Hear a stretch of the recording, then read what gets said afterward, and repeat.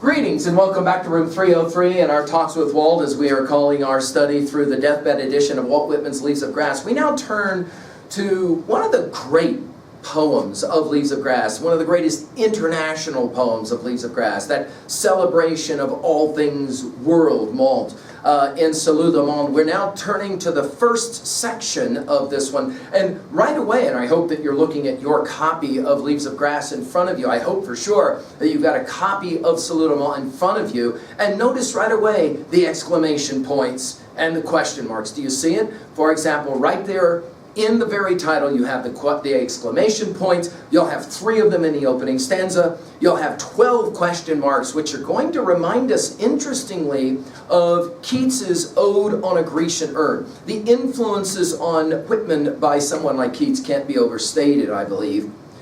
Now, we are assuming several things. At learnstrong.net, down that left-hand side, that you've been following our Talks with Walt, as we are calling this series. My hope is that you've been working with us from the very introductory comments all the way from the inscriptions up through. I've given 2 introductory set of comments before this poem. The first of those having to do with Whitman's longing to create a new American Bible, as he would call it. And I think that we are now hitting the Psalms section, for sure, the song section. We're going to see the very song-like, Psalms-like quality of this poem right away in the very first stanza.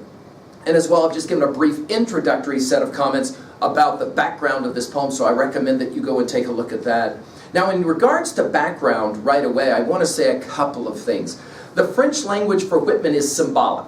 It is symbolic of the language of fraternity, of love, of brotherhood, of cohesivity, and all of those ideas that we've already talked so much about in our study thus far in Leaves of Grass. Likewise as well, do you guys remember that we pointed out several times in our study of like Song of Myself, even those opening lines for sure, and then passage 5, this self-talk gig that Whitman will play with, where in other words, you're talking to yourself, and we're going to see this all the way through this poem. The idea that you're going to have the writer Walt Whitman talking to Walt Whitman, asking Walt Whitman what it is that you hear, what it is that you see. It's going to be quite fascinating. We're going to play the game right away, right from the opening lines. But before we even, get to any analysis, let's just turn now to the opening lines and let's just enjoy. Oh, take my hand, Walt Whitman. Such gliding wonder, such sights and sounds, such joined unended links, each hooked to the next, each answering all, each sharing the earth with all. What widens within you, Walt Whitman? What waves and soils exuding? What climes, what persons and cities are here? Who are the infants, some playing, some slumbering? Who are the girls? Who are the married women? Who are the groups of old men going slowly with their arms around each other's necks? What rivers are these? What forests and fruits are these? What are the mountains called that rise so high in the mists? What myriads of dwellings are they filled with dwellers? Well, this is going to right away take us back to some of the most precious lines in room 303. I won't even say where I'm reading from. I'll just allow you to smile and to remember these lines. And of course, all of this is right there, preciously right there in the opening lines of this. Do you remember these lines? Some natural tears they dropped, but wiped them soon. The world was all before them, where to choose their place of rest and providence, their guide. They, hand in hand with wandering steps and slow, through Eden took their solitary way. Now, I have said to you before that I'm pretty convinced that one of the most important influences on Whitman is Milton's Paradise Lost. Notice this idea of hand in hand. By the way, just to remind, do you remember in a leaf that he will call about this idea of hand in hand? How about these for opening set of lines? Whoever you are, holding me now in hand. Without one thing all will be useless. I give you fair warning before you attempt me further. I am not what you supposed, but far different. Who is he that would become my follower? Who would sign himself a candidate for my affections? Now, right away, let's point out a bit of irony. Because normally Whitman invites you, the reader, to come and to be held by him. Remember, we've said this before, it's one of the bizarrest parts of Leaves of Grass that Whitman will speak to us. I mean, we're going to see this when we do Brooklyn Ferry. And he'll literally say, hey, you up there, how's it going? Hey, I wonder what it's like 100 years from now when you're reading, my works. What does it feel like to hold me right now? Very interesting kind of dance that Whitman plays. However, notice here, we've got some kind of alter ego speaking, don't we? So notice right away, he's going to ask, suggest, take my hand, Walt Whitman. Notice in this stanza, we'll begin with an exclamation point, end with a question mark, right? In other words, there's an invitation here. The invitation from Whitman the poet to what? What would you say? Whitman the world thinker, Whitman the philosopher. Of course, in the moment, Whitman is also going to invite all of us to be a part of this project. Obviously, it begs the question, right? That is to say, who is doing the talking and then who is doing the listening? The next time that you have self-talk with yourself, you can always ask that fun little question. I mentioned Brooklyn Ferry. It's fun. In passage 7, he says, who knows for all the distance, but I'm as good as looking at you now. For all you cannot see me, question mark. In other words, Whitman was very in tune with this idea that at some point in his future, he would be studied, he would be loved and admired. Certainly we do that. Notice we'll begin with, take my hand, Walt Whitman. And this idea of hands has been all the way through. We said this in our close study, of course, of Song of Myself. The ways in which body parts matter to Whitman, especially hands. Hands that are holding, hands that are grasping, hands that are, even later, notice we're going to see arms and hands that are around someone's neck. Hands will matter. And then we'll begin with celebration. Can we say that? Salut, celebrate, right, the world. Salut, Monde, celebrate the world. Such glittering wonders. Now, this word glittering is an interesting word. Just the idea of this gliding, smoothness and all of that. Wonders, of course, is one of the favorite words of Whitman for obvious reasons. Such sights and sounds, and there it is. Both what we can see and what we can hear. So this whole poem is going to be a celebration of those two senses especially. I mean, just jump over to passage 3. What do you hear, Walt Whitman? Passage 4, what do you see, Walt Whitman? And you can already see what he's doing. He's setting us up for, there's so much in this world that's just so amazing. How is it possible that we miss it so regularly? Whitman will ask. And of course, we read Leaves of Grass to be reminded that it is an amazing thing to live in this world. So we're going to enjoy that, right? Notice, such joined, unended links. This, by the way, the word links is the only time it's used in all of Leaves of Grass. Isn't that fascinating? But this idea of the interconnectivity, the synchronicity, that has already been celebrated so many times by Whitman, and here we see it again, right? Everything is somehow joined. Unended links. We think of eidolons from our inscription study, right? Each hooked to the next. Now, we're going to see this hooked, noted, in passage 2, India, passage 5.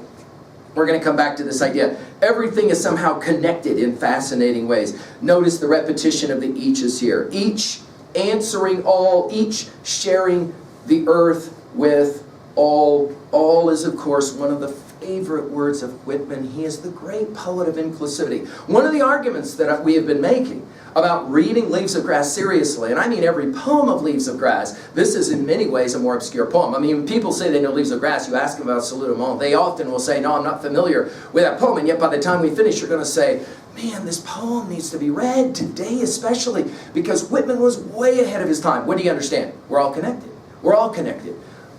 We'll come to it later when we say that we'll be reminded of Tennyson's Ulysses, I am part of all that I have met, yet all experiences and arts where through gleam that untraveled world whose margin fades forever and forever when I move. We're always connected in powerful ways. For the Lord of the Ring fans in the house, you'll remember that it will be Merry and Pippin in that conversation with Treebeard that will say, but you're part of this world, aren't you? We're all connected in some really profound ways. Now, I believe that Ode on a Grecian Urn is very influential in this poem. And you'll remember at the beginning, we've obviously given a lecture on Ode on a Grecian Urn at learnstrong.net. You can go and find that. But you'll remember that Keats will ask the urn all of these interesting questions about what's going on the outside of the urn. Here, it's almost as if Whitman is looking at a globe.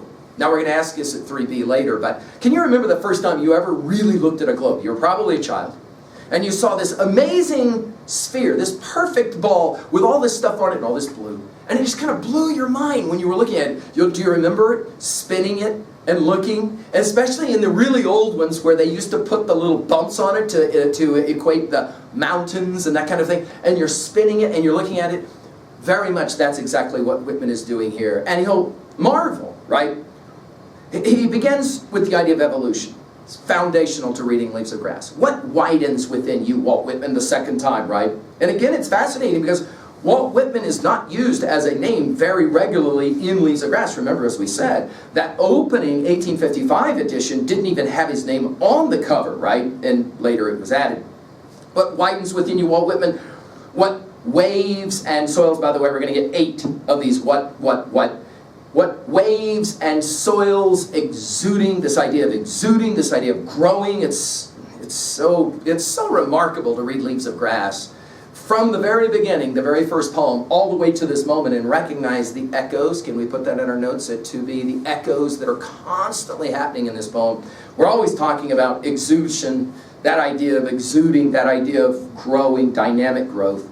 What climbs, by the way, Proud Music and of the Storm, passage 2, we'll use this word one other time. What persons and cities are here? Notice the intimacy. If we say that this is a poem where Whitman invites himself to take a trip by going by hand, the next poem, and I think intentionally designed this way by Whitman, is Song of the Open Road. Afoot and lighthearted, I take to the open road, healthy, free, the world before me, the long bound path before me, leading wherever I choose. Here it's wherever we choose, right? He's enjoining all of us to take this trip and to enjoy the immediacy. Let's take a look at all that's here. The people, the cities.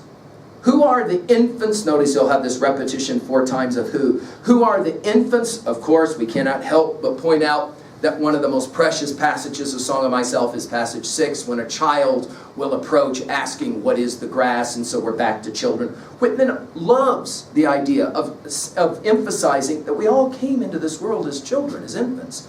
And then we grow. What infants, he'll ask, some playing, some slumbering, right? That is to say, children are all about 2 things, right? Playing, energetic, and resting. By the way, this word slumbering, and we'll come back to this idea when we meet Whitman's classic poem, Sleepers, okay? Who are the girls? Who are the married women? We've seen this already in Leaves of Grass a number of times, the ways in which he'll emphasize girls and young girls and married women. We go back to look at I Hear America Singing. Who are the groups of old men?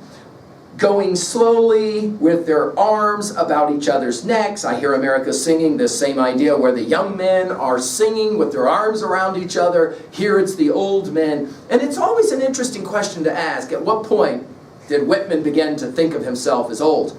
He looked old from a very young age. I mean, the photographs that we have of him show him as with the long white beard and the long white hair. He looked quite old. I think he began to identify with the idea of the old men who could still enjoy life. Notice the picture here is old men going slowly and yet enjoying each other, right? The arms around the necks obviously makes us think of the last 2 sections in Children of Adam and Calamus, no question. And then he switches, notice this, brilliant. He switches from focusing on the human to now the natural. When you look at a globe, what is it that you most are fascinated by? Well, we're going to hear a lot about rivers. What rivers are these? What forests and fruits are these? That is to say, we're going to immediately think about our Thoreau and Walden and the beauty of trees and why trees are so fascinating to Whitman. When we get to Song of the Open Road, we're going to talk about walking under a special tree that is never forgotten. Again, we obviously reference Ruthie's tree all the time right outside of our window, right? Fruits are these. The idea of fruit we've seen already in Leaves of Grass, the notion of growing. Of course, when you think about fruit, joining what we did, notice, we began with Paradise Lost, and so all of a sudden when you hear the word fruit, you cannot help but smile a little bit to enjoy the connection, right?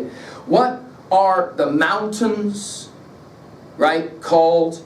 This idea of naming is big. We're going to see this, write it down. This is going to be another catalog poem. It's going to be a remarkable catalog poem because of the time it was written. I mean, come on, he didn't have Google image that I'm going to recommend that we all enjoy while we're reading this poem. So that, for example, when he mentions someplace like Timbuktu, it's not like his audience could immediately Google image Timbuktu and go, oh, I got it, be told where it is. He's going to play this game all the way through, and the naming of mountains are obviously going to be significant that rise high in the mists. We obviously here have to think of Mount Olympus. The ways in which Whitman loves to reach back to the ancient Greco-Roman tradition and bring it to the present moment is quite compelling. And he does it so effortlessly, doesn't he? What are the mountains called that rise so high in the mists? What myriads of dwellings. Now this myriads will be an echo. Of course, you'll remember of Song of Myself, passage 43. Do you remember it? Myriads of myriads, right? This idea of just the vastness. Whitman's so in love with the modern, as he called it, the modern science, and the new geography that was happening. And he was reading voluminously about all these different places in the world and all the amazing kinds of things that were happening. Remember, of course, he's very influenced by Darwin. We'll have more to say about that when we meet passage 2. The idea of Darwin, though, is what? First and foremost, for Whitman, he's a traveler. I mean, he goes out into the world. There he is in Galapagos. I mean, he sees it. He doesn't stay in England and try and write about the Galapagos from some book that he read, maybe. Instead, he gets in a boat. He actually goes there. For Whitman, although he couldn't do that kind of traveling, as we have said, very much like Keats, he can't travel. And yet, what is it that Keats says in Chapman's Homer? Much have I traveled in the realms of gold. Whitman will play a very similar kind of game. What myriads of dwellings?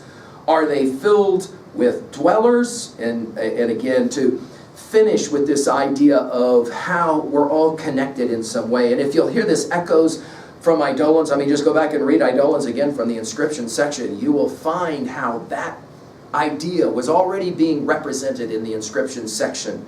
In other words, let's finish now at 2a. What is it that Whitman is saying as he begins this Salut, this tribute to the world? Well, he says what? He says, the world is an amazing place. Let's wake up and recognize that. Again, the way, of course, children will sometimes do that. And Whitman loves this idea of journeying out of Eden to realize just how amazing Eden is, which is why I think he's referencing Paradise Lost right from the very beginning. Of course, at 2b, can we think about this as a potential dramatic monologue? Remember what we say about dramatic monologues. We ask 2 questions. Who is the speaker and what is the dramatic context, or who is the speaker speaking to? Well, this poem is fascinating because the speaker of the poem seems to be Whitman speaking to Whitman. And yet, of course, we'll understand that it's really Whitman inviting us to really be blown away by this thing we call Monde, the world, right? It's so amazing. Why not enjoy it together? Now, I like this idea in the dramatic monologue to ask of this poem, who's he talking to? Now, we've said this before. Whitman was very influenced by Thomas Jefferson and the Declaration of Independence. Do you remember, let facts be submitted to a candid world? What does the word candid mean? It means watching.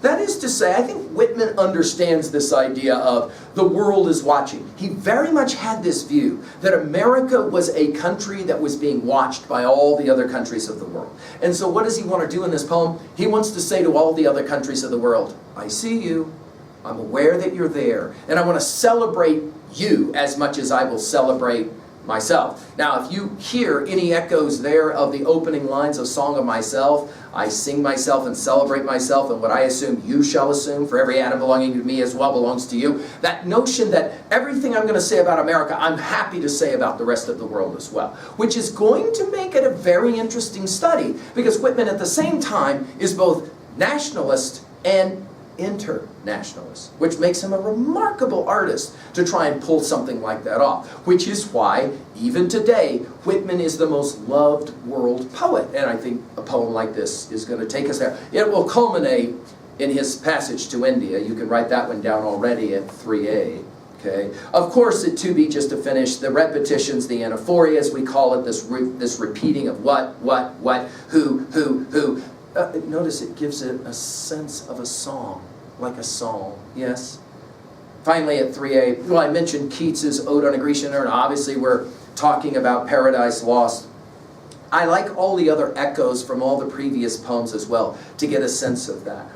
You can obviously write down at 3A, what is for you your favorite texts which expose you to the world and the world to you? I mean, what are those texts? Who at a young age had that kind of influence on you? For many of you, it was possibly watching National Geographic kinds of presentations or looking in those glossy magazines and seeing those exotic pictures and telling yourself, someday I want to travel to see that kind of thing, right? And of course, Whitman's poem is going to turn on the travel bug for you big time, because if you go through this poem and every single reference to every single mountain, river, dwelling, place, and you Google image it, if you don't already know where it is, it will be an amazing list. In fact, I've had students who read this poem and they make the list and they say every single place he references, I want to touch foot in at least one time in my life. That is an interesting list. And I challenge you to create a little side note there for yourself. And every time there's an exotic place mentioned, that is to say some place outside of the United States, because most of it is going to be outside the United States,